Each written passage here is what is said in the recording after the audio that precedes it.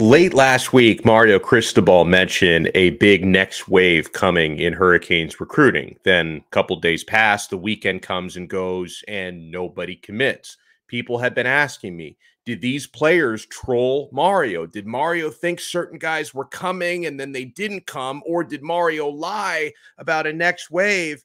Guys, don't assume he was talking about one singular weekend because honestly, I think that next wave is coming and it's coming in hot. You are Locked On Canes, your daily podcast on the Miami Hurricanes, part of the Locked On Podcast Network, your team every day.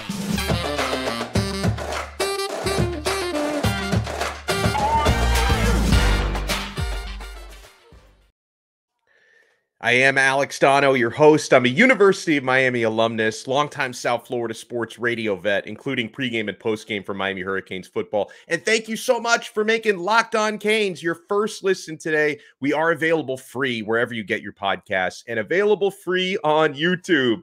So when is the next wave coming in recruiting? Are we okay? Because if any of you thought, and I had high hopes for a while for Janelle Aguero, who ends up picking Georgia.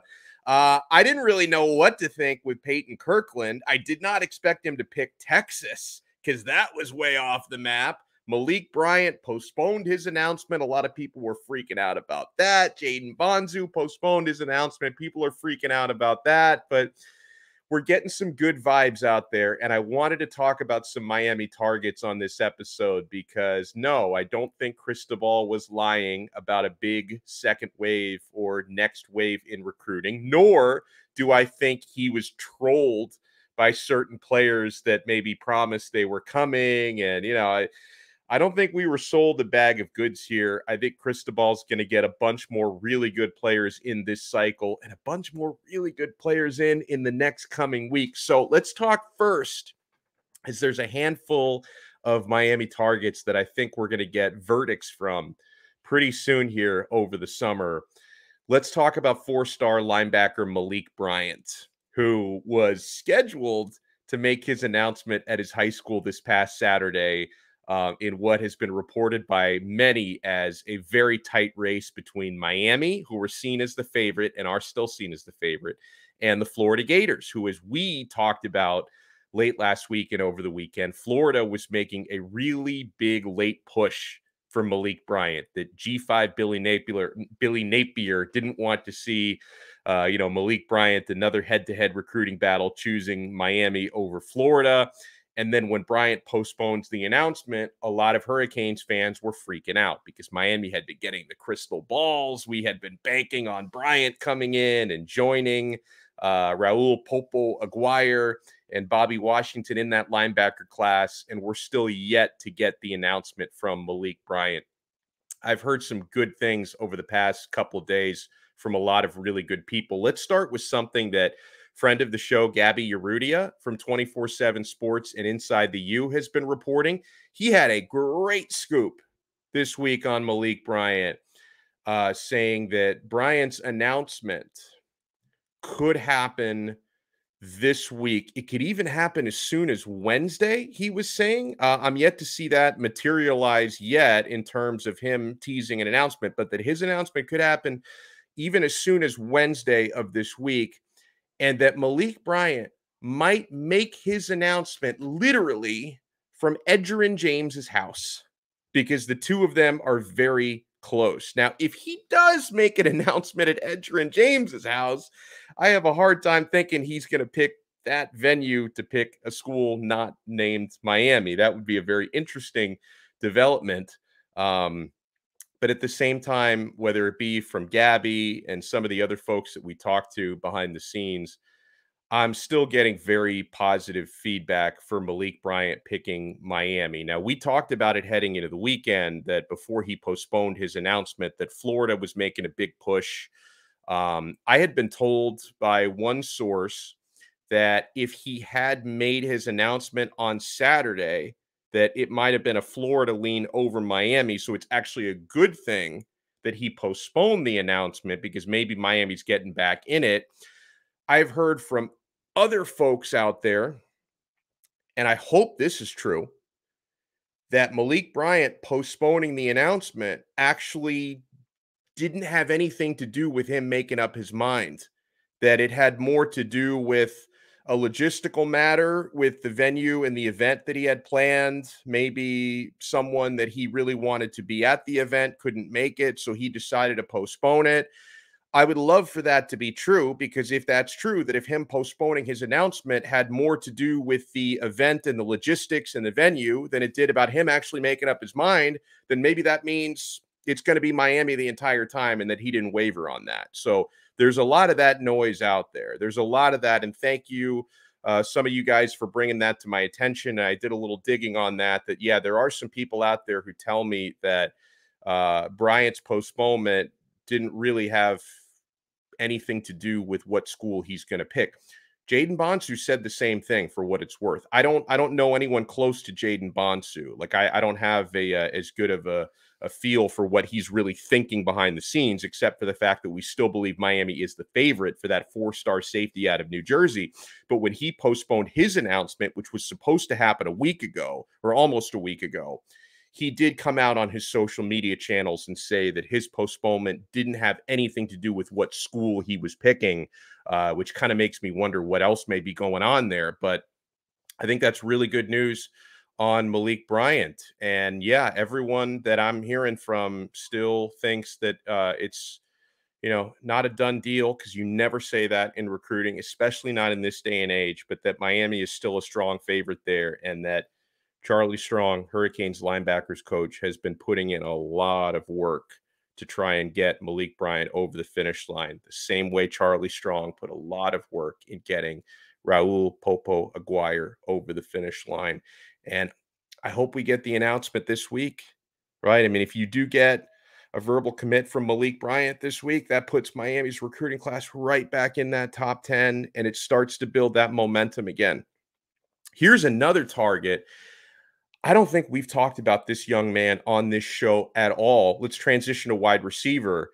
I think this might be the first time we've brought, maybe the second time, because I do think that we talked about him briefly within the last week or two with Brad Tejeda. But this is one of the first times we bring up this name. But guys, there's a lot of smoke here behind the scenes for William Fowles.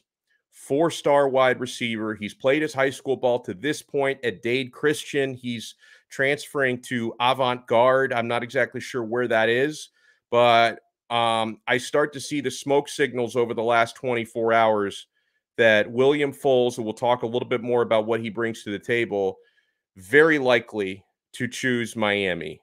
I'm told this one is looking really good for the Canes, that it's expected he is going to pick the Hurricanes. And he dropped his announcement date.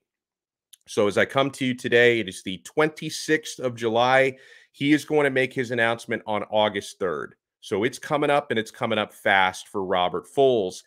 And if you read between the lines here, I'm hearing that with Foles, who's also been recruited by schools like Ole Miss, Auburn, Florida, and Florida State, several others have recruited him, but apparently in recent days, most of the other schools that have been recruiting him have backed off, and I think it's because he's become a very clear Miami lean.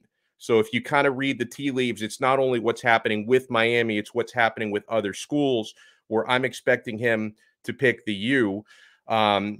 This guy, and I think that some of his stats, like his track numbers and his actual footage, because you can watch a lot of his reels out there. He's got a really good huddle tape out there. You can watch some of his highlight reels when you talk about William Fowles.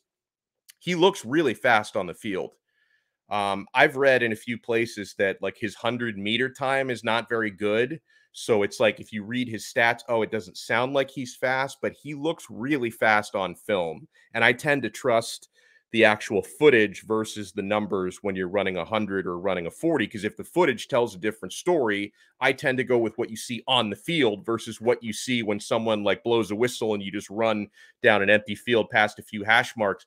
I like William Fowles' size a lot. 6'2", listed at 195. I think he's already pushing 200. From what I hear, that listing may not be completely accurate. So if William Fowles, who again, I've been hearing a lot of positives about him picking Miami, that Miami has started recruiting him really heavily and that he's very interested. And this one I feel good about. If they don't let me drop crystal balls, so let me drop a crystal bald head. All right, I've got my beautiful shiny bald head. I'm going to drop a crystal bald head on William Fowles picking Miami. And if he does pick Miami, he would add to what's pretty solid wide receiver class so far for the class of 2023. Miami already has verbal commits from a pair of 4-star Robbie Washington, who's listed as an athlete, but he's going to play wide receiver at Miami, and 4-star Ray Joseph, who we like a lot. And these are all local kids, by the way, because Washington is out of Killian and Ray is out of Miami Edison. You could potentially get one from Dade Christian / Avante Garde, and we keep these guys in the crib, which I love. And, Miami's still going to keep recruiting other big-time wide receivers, even if they get Foles. I still keep my eyes on players like Andy Jean and Hakeem Williams. Hakeem, I like a lot. We all like him a lot. I think right now Andy Jean might be a little bit more likely of a lean than Hakeem, but we'll see how that one plays out. But, yeah, Good feedback on William Fowles. And August 3rd, what is that? Is that next Wednesday? I want to say that's next week. I get thrown off because there's 31 days in the month of July, and it throws off my math. I'm not good when you have to carry the one, but I think it's next Wednesday. August 3rd is when William Fowles is going to make his announcement. So certainly be looking at the Miami Hurricanes for that one. When we come back, couple of important notes on the offensive line as we talk about this next wave that may be coming. Mario said it. I take it to the bank. I don't think he was talking about one singular weekend. I think he's talking about the weeks to come. Couple of offensive linemen that the Miami Hurricanes are hot and heavy for. And a really cool quote from Miami edge rusher Jafari Harvey about how the Hurricanes players are seeing and embracing the new culture and the new grind that this coaching staff is working tirelessly to create and bring back to the University of Miami. So we have so much to come, my friends. And hey, if you haven't tried Built Bar Puffs yet, you are depriving yourself of one of life's greatest joys. And guess what? There's a new flavor. Delicious, indulgent cookie dough covered in chocolate. That's right. Built has done it again. Let me introduce you to your new favorite. Cookie dough chunk puffs have a light and chewy texture, real cookie dough chunks, and of course, they're covered in 100% real chocolate. Guys, they sent me a box of these on Monday, and they are my new favorite. They have actual chunks of cookie dough on them. You know I love the puffs. These cookie dough puffs, I'm going to be buying a couple more boxes of these. All the joys of eating cookie dough without the hassle of making it. Plus, Built Bars are actually healthy for you. I've been losing weight despite the fact that I'm on like an all Built Bar diet. I eat so many of these things. Cookie dough chunk puffs are only 160 calories. They have a whopping 15 grams of protein. Run to Built.com and snag a box for you and the family. It's the perfect treat. Or you can find a really good hiding place and just hoard them for yourself. My son really likes them. So I had to tell him he ate one of these bars. I'm like, oh, that's all we have. No left for you. Like all Built Bars, the new cookie dough chunk puffs are covered in 100% real chocolate. That means they're healthy and tasty. Chocolate covered cookie dough with a light, fluffy texture. So good. And all the bars are made with collagen protein, every Built Bar, which your body absorbs more efficiently and provides tons of health benefits. Eat something that tastes good and is good for you. You're going to love the new cookie dough chunk puff, whether you need a snack for your workout or a late night treat, or you just need to grab a quick bite. Built is the perfect protein bar, and they taste better than a candy bar. Ditch the calories, fat, and sugar, and grab yourself a Built Bar. Go to Built.com and use our promo code LOCKED15 and get 15% off your order. Use promo code LOCKED15. And thank you so much for making Locked On Canes your first listen today. We are available free wherever you get your podcasts and available free on YouTube. And make sure you guys follow us on Twitter, and we will follow you back at Locked On Canes. Follow us at Locked On Canes. Drop us questions and comments day and night. You can also follow my personal at Alex Donno. Donno spelled D-O-N-N-O. So we talked about very positive vibes and feedback for Malik Bryant. Very positive vibes and feedback for four-star wide receiver William Fowles, who could be added. Foles could be in the fold very soon here. And I'm still feeling very good about Tommy Kinsler. Tommy Kinsler, who's three-star offensive lineman, but he's an upper, Miami's got a few of these, an upper echelon three-star guy that probably deserves a little bit more than that. He's going to be announcing his commitment on the 28th. We are expecting him to announce Miami. He decommitted from Florida a few weeks ago. At the collegiate level, I mean, I can't speak for every school, I guess, but if he does end up at Miami, Kinsler, who primarily plays tackle in high school, is projected to move into the interior, would add to a very strong offensive line class. I mean, Miami already has the Hurricane evangelist, Antonio Tripp. That's what I call him because he's spreading the Canes gospel on social media every day. That dude's enthusiasm is infectious, and I love Antonio Tripp. And Frankie Tinalau, and of course, Francis Mauigoa, the top offensive tackle in the country, has verbally committed to Miami. I think Tommy Kinsler is going to be the next offensive line domino to drop, because I am expecting him to pick Miami later this week when he announces his commitment. So that's going to be a good one. And Miami, they are still in the lead for the number 3 tackle in the class. Pancake Honcho himself. Don't tell him that I actually prefer waffles over pancakes. I don't need him to know that. That is my secret, but I do love pancakes as well. And the Pancake Honcho, Samson Okunlola, Miami is still considered to be in the lead for him. I am not going to chalk this one up as a W until I actually see him sign his national letter of intent in a few months, or at least until he drops that verbal commit.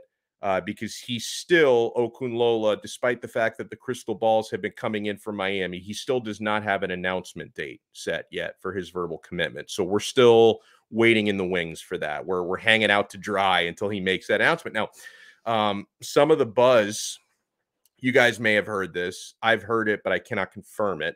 But some of the buzz on Okunlola over the past 2-3 weeks has actually claimed that he is a quote unquote silent commit to Miami, that he's, basically all that's left is the announcement. I've seen those rumors. People have told me that. But, for a player as highly touted as he is, and other schools have not stopped recruiting him, things can change on a dime. I think we all will use Olaus Alanen as the cautionary tale, right? Because for a couple of weeks, all the crystal balls were coming in. Alanen to Miami. His family loves Miami. He loves Miami. He's going to spurn Nick Saban to come to the U. And then a couple days before he makes his announcement, everything flips. Even the Fong ball flipped. Steve Wiltfong changed his crystal ball from Miami to Alabama. So I don't take the process for granted, especially when you're talking about, 17, sometimes 16-year-old young men who are about to make the biggest decision of their life. And you've got coaches like Nick Saban in one ear, and Mario Cristobal and Brian Kelly and G5 Billy all trying to talk at you and recruit. It can be overwhelming, and it's a difficult decision. And I know these players don't take it lightly. I don't take it lightly either. So Miami is still the favorite for Samson Okunlola, but he's one of the top prizes, still uncommitted offensive tackle in the class. So he's one of the top prizes in this class. I'm going to hope that he stays a Miami lean and that he ends up announcing officially or semi-officially. But until that day, I'm not going to take it for granted. But the good news is Miami still does seem to be in the lead for him. I was told over the weekend that Michigan State is making a big push for Okunlola. So even though Miami is still seen as the leader, you look in your rearview mirror at Michigan State that they're trying to gain some ground. It is interesting to note, though, that one of the crystal balls on 24/7 that points to Okunlola to Miami comes from a Michigan State insider, Justin Thind. So doesn't that kind of tell you that if a guy who covers Michigan State isn't hearing good buzz and he logs his crystal ball from Miami, that's probably a pretty good sign. So hopefully that one ends up coming to fruition. So that could be the next wave. When Mario Cristobal talked about another big wave coming in recruiting, and gosh, people, my phone's ringing off the hook. I should have put it on silent. They're going to have to wait till the show's over. So, with Mario Cristobal talking about the next wave coming in recruiting, it could very well be this wave that could start with Malik Bryant, who's a huge prize, 4-star linebacker from Jones High School in Orlando. It could continue with William Fowles and Tommy Kinsler, and hopefully we get that verbal commit we've been waiting for and hoping for from Sampson Okunlola. I keep my fingers crossed that that one comes in. Let's talk about the culture and how Miami is embracing it. A really cool quote from Hurricanes defensive end Jafari Harvey when we come back here. Keep it locked to Locked On Canes. Thank you so much for making Locked On Canes your first listen today. We are available free wherever you get your podcasts and available free on YouTube. And make sure you subscribe. We're available on Spotify, Apple Podcasts, Odyssey, wherever you get your pods. Make sure you subscribe so you can get Canes content every single day. So this is a good quote from a player that I really hope breaks out and has an awesome season coming up. Jafari Harvey says, everyone on that roster has bought in very quickly to the culture and the grind that Mario Cristobal is trying to create. He says, quote, with new coaching, we go in there extra every day. After practice, after you've had a long practice over there in the spring down in Miami, it gets hot outside. No kidding, man. I don't even like going outside this time of year. So I feel like running extra when you're tired, working on that get off after practice. So, late in the fourth quarter, your legs will still feel fresher than everybody else's. And, oh yeah, most definitely that they're going to improve defensively, he said, with the coaching we've got here on the defensive line, especially. We've got some great coaches. A lot of guys have got NFL experience. A lot of guys came in, I feel like will improve very much in sacks, tackles for losses, and especially in turnovers. So even though they took away the chain, he still expects improvement in turnovers. So do I. The defense will be successful, but I feel like relentless effort, he said that twice, hard work will take care of itself. I feel like everybody's bought in. So coming in fall camp, working hard, and we'll have a great defense this year. And we talked a little bit about fall camp yesterday. Fall camp starts on August 6th. So it's going to be here before you know it. That's a Saturday. So get ready for August 6th. So listen, I love to hear what he's saying, and hopefully the way that they started buying into that culture very quickly in the spring, I hope it continues into fall camp, which is going to be underway here before we know it. Now, big picture, anytime a new coaching staff comes in nationwide, when this happens and coaching changes happen a lot in college football, we know that. Players always realize that they need to either fight for the same respect that they had with the previous staff, because it's really a clean slate when new coaches come in. I mean, obviously, no one's looking to take Tyler Van Dyke's job away, but still, right? I mean, a new coaching staff is always going to want to take a look at what they have at every single position. So you want to reinforce into the new coaching staff the trust you had in the old staff. And then on the flip side of that, it's a great opportunity for players who might have felt like they weren't given proper opportunities from the previous coaches, or they might have been in the doghouse of the previous coaching staff. You now have a clean slate and an opportunity to change your fortunes. Now, in this case, because like I said, anytime nationwide you have a coaching change, players are going to want to show out for the new coaching staff. But in this case specifically, when you upgrade from the Kia coaching staff to the Ferrari coaching staff that Miami now has, these are coaches from Cristobal on down. Everyone has heard of these coaches. They have strong reputations. A lot of these players that are on the roster were recruited by Mario Cristobal when he was at Oregon. Maybe they didn't want to go across the country to play football. Some of these guys that were recruited by Cristobal but didn't play for him are actually happy now that they get the opportunity to play for him, because their decision may have had more to do with location and family stuff and, love for Miami than it did about the actual football situation. So now they get to have their cake and eat it too. Now they get to be in Miami and at Miami and playing for a coaching staff like this.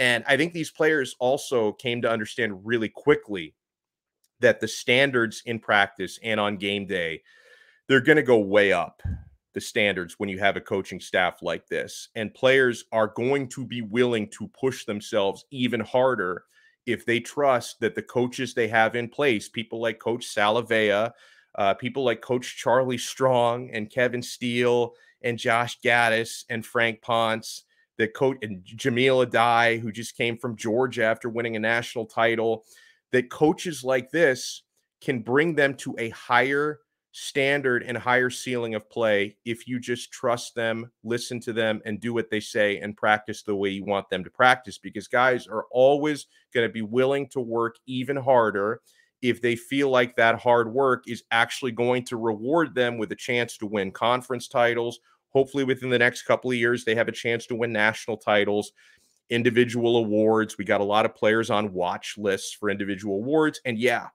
improve their draft stock for the NFL. Miami only had one player drafted this past year. So these guys are interested, and Miami historically is an NFL factory. These guys are always going to be interested in improving that draft stock and trying to become first round or second day picks. That's really the name of the game. So I love to hear that. And hopefully what Mr. Harvey had to say, hopefully they're not just words. Hopefully those words get backed up by actions as well. And as far as that standard, raising that standard, right? I asked you guys on Twitter, if Miami can play up to their potential, they have the type of roster that can win blank this year. And when I say blank, that can either be a certain number of games, that can be a national title if you feel that way, or a conference title. Here's the exact tweet that I wrote on Locked On Canes, at Locked On Canes on Twitter. The Miami Hurricanes have enough talent to win blank in 2022. Let me read you some of the responses. Cal L, I think that's a Superman reference, if I'm not mistaken. He says, national championship. Cal, I hope you're right. Daydreamers Club says 12 wins and a conference title. Lonnie Parker says 10 wins plus bowl game. William Gibson says 9 games. Umberto says ACC championship. Anthony says the Coastal, but coaching can take them even farther, he says. Joseph says 10 wins. Joshua says 12 wins. 225 Hurricane says Miami can win the whole thing. Coastal, ACC, Chip, and the Natty this year. If, he says, is a big word, if the players buy in and listen, study, and work their butts off at Green Tree. I know that's a lot for Mario to do in his first year at Miami, but we have the coaches and the players. Now, my personal standard, I think Miami is and should win the Coastal this year, of course, and play for an ACC championship and try to win that, be competitive, whether you play Clemson or North Carolina State, or maybe Wake Forest can sneak their way into the title game again. Try to win the conference, but I think winning the division is the bare minimum. We did have a few people say, probably six games, 7 games, 7 wins, 6 wins. I think a few of those were Gator fans and Seminole fans trolling us a little bit, but I'm going to be anxious to see how much better Miami can get quickly, right? That how much they can improve on a 7-win season with Manny Diaz last year. And it's a tough schedule this year. You got to play on the road at Clemson and on the road at Texas A&M in the same year. That's a tough break when it comes to that road schedule. So we shall see. But a lot of you out there sound pretty bullish that Miami can actually surprise some people and compete even to try to get into that college football playoff even year one. I will believe it when I see it, but the journey is going to be fun. Hey, you can get more on the ACC by making Locked On ACC your second listen every day. Host Candace Cooper and the local experts of Locked On take you across the ACC in 30 minutes. Make Locked On ACC your second listen. On tomorrow's episode, it's going to be a good one because John Garcia, head of football recruiting from Sports Illustrated, is going to join us. We're going to be dropping some recruiting nuggets left and right on tomorrow's episode. So make sure you join us then on another episode of Locked On Canes. We are part of the awesome Locked On Podcast Network, your team